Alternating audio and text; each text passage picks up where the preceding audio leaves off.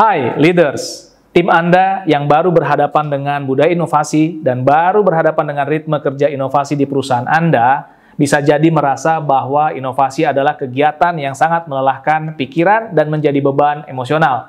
Terutama karena adanya kondisi yang serba tidak pasti, harus mengambil resiko, dan banyak kekecewaan juga.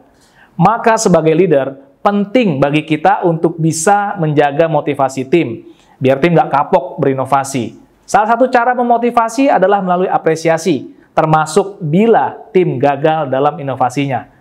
Loh, kok gagal malah diapresiasi? Yuk kita pahami maksudnya lebih lanjut di video ini.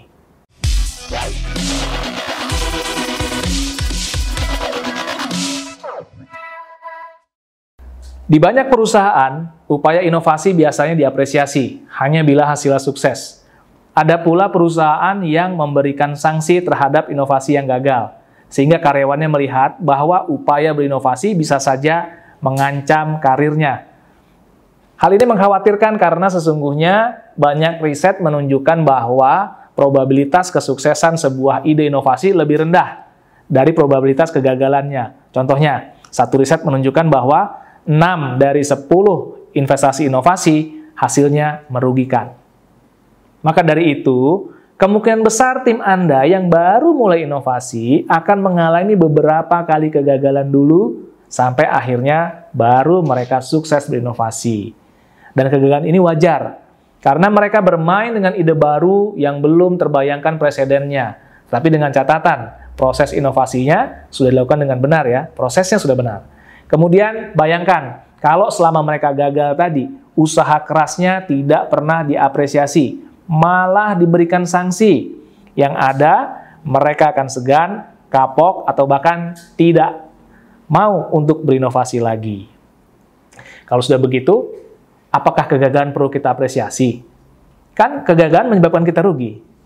Sebenarnya bukan kegagalannya yang diapresiasi, tapi yang diapresiasi behavior atau perilaku inovatifnya. Walaupun hasil inovasinya gagal, yang diapresiasi adalah keberanian untuk bereksperimen dengan ide yang belum pernah dicoba rekan lainnya, walaupun tidak terjamin keberhasilannya. Selain itu, yang kita apresiasi ialah kontribusi eksperimennya terhadap pembelajaran insight baru.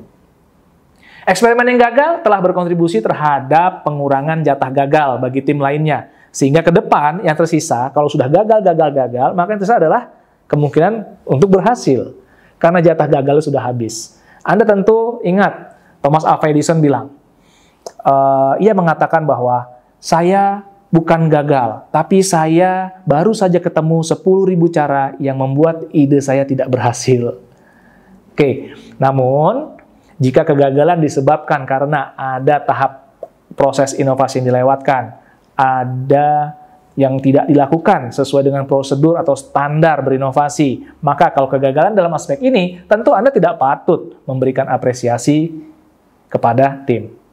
Oke, cukup jelas ya bedanya ya, mana yang perlu diapresiasi, mana yang tidak. Terakhir, saya juga ingin meng-highlight bahwa bentuk apresiasi tidak harus dalam bentuk finansial, bisa dalam bentuk rekognisi, seperti pujian di depan rekan-rekan atau pujian di depan manajemen. Bisa pula dalam bentuk pengembangan, seperti diberikan kepercayaan atau wewenang untuk melakukan proyek inovasi yang lebih menantang, atau dalam bentuk pengembangan karir misalnya, seperti dukungan atau rekomendasi untuk promosi. Jadi, banyak sekali cara Anda untuk mengapresiasi upaya inovasi tim dalam rangka memotivasi mereka. So, leaders, bila Anda ingin menjaga motivasi tim agar terus bersemangat untuk berinovasi, berikanlah apresiasi kepada tim Anda.